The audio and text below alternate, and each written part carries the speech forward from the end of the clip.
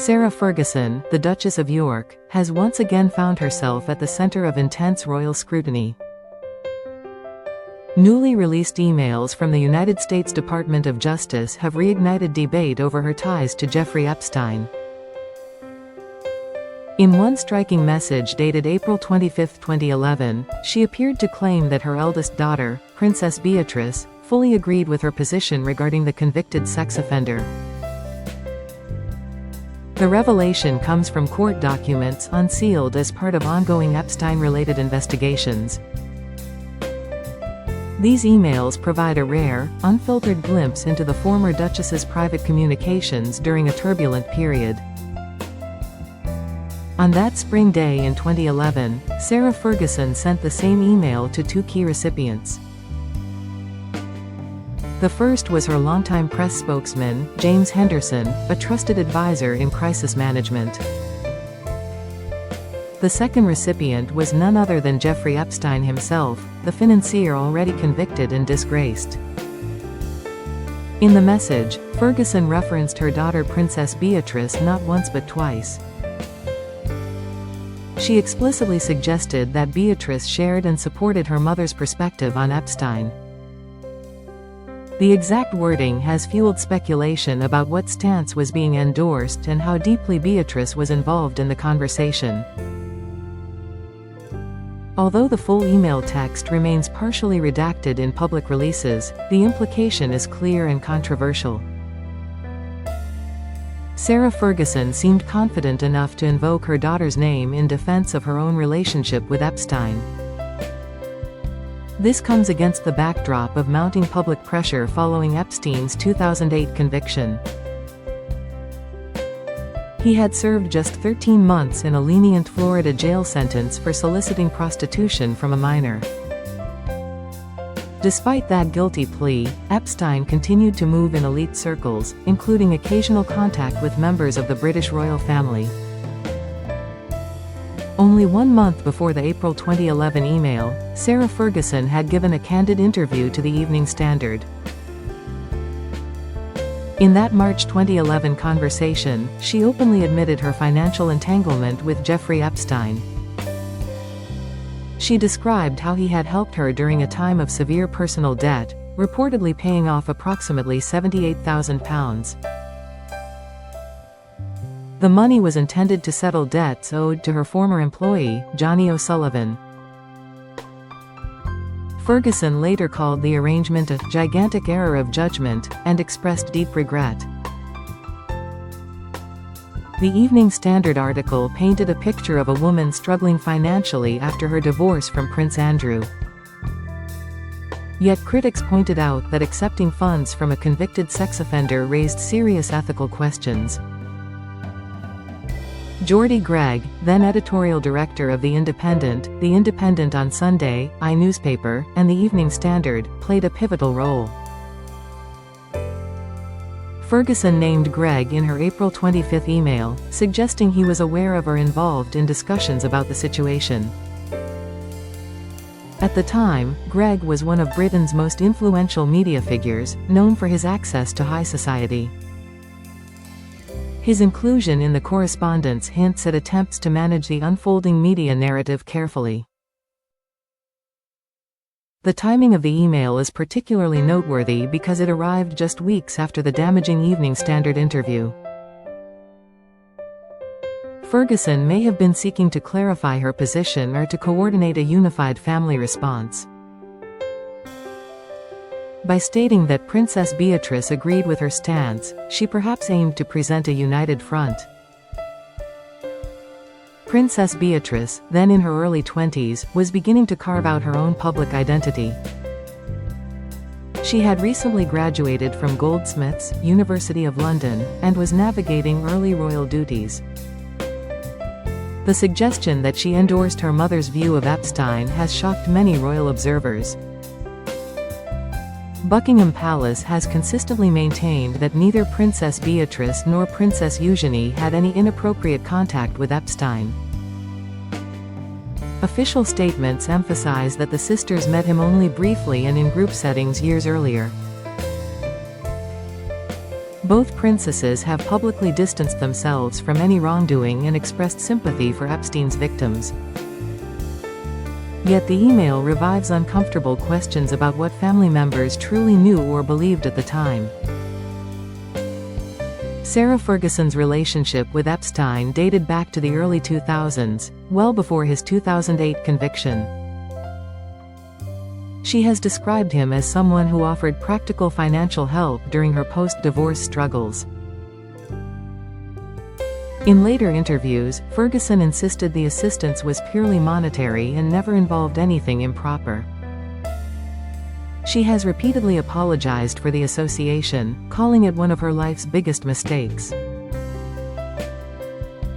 The 2011 email, however, suggests she was still defending that connection privately even years later. By bringing Princess Beatrice into the discussion, Ferguson inadvertently placed her daughter under renewed scrutiny. Royal commentators note that Beatrice has always maintained a dignified silence on the matter. She has focused instead on charitable work, mental health advocacy, and supporting her father after his own Epstein scandal. Prince Andrew's friendship with Epstein became far more public and damaging, leading to his 2019 Newsnight interview disaster. That disastrous appearance, combined with Virginia Giuffre's allegations, forced Andrew to step back from public life. He relinquished military titles, patronages, and use of His Royal Highness in official capacities. The Duke of York settled a civil lawsuit with Giuffre in 2022 for an undisclosed sum, again without admitting liability. Throughout the ordeal, Sarah Ferguson stood by her ex-husband, offering public support and private encouragement. She has described their post-divorce relationship as unusually close and cooperative for the sake of their daughters. The newly released email adds another layer to this complex family dynamic. It raises the possibility that discussions about Epstein extended beyond Prince Andrew to other relatives.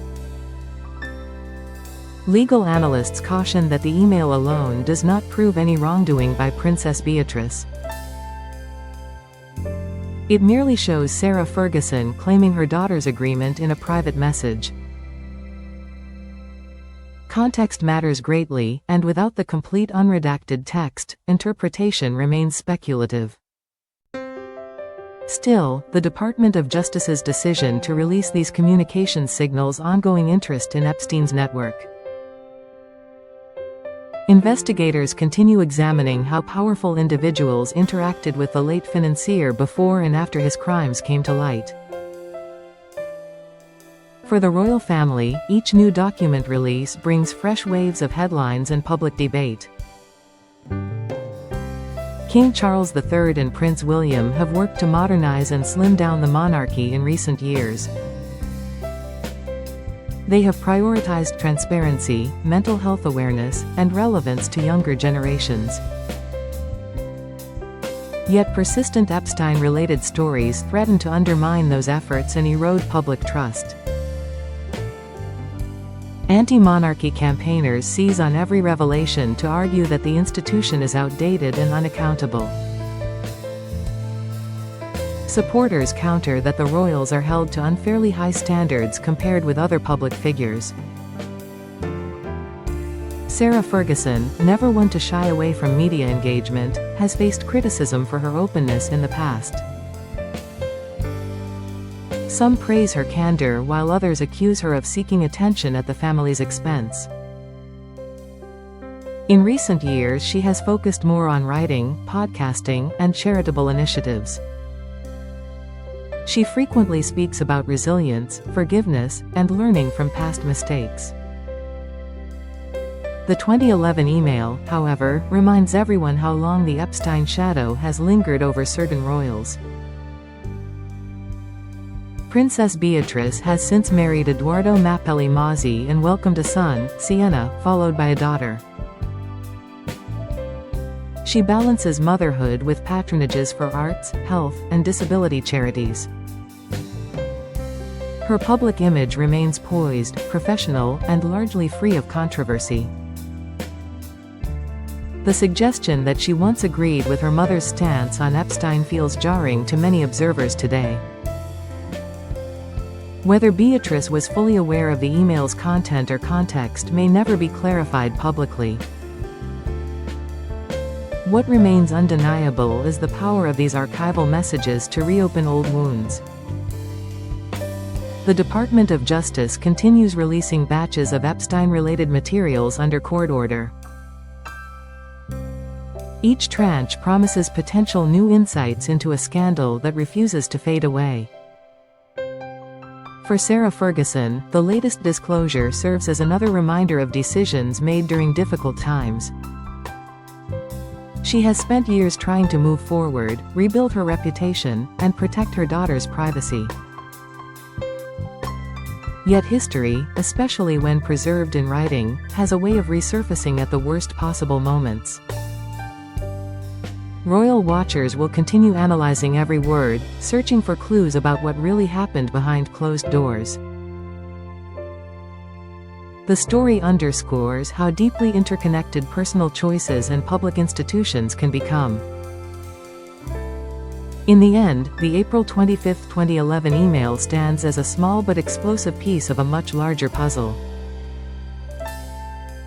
It links a mother's defense, a daughter's alleged agreement, and one of the most notorious names of the 21st century. As more documents emerge, the conversation around accountability, privilege, and redemption is far from over. The British monarchy, already navigating profound change, must confront these ghosts head-on. Public perception will ultimately decide whether the institution can weather yet another storm. For now, Sarah Ferguson's words from over a decade ago echo loudly once again. They remind us that some associations, once made, prove almost impossible to escape completely.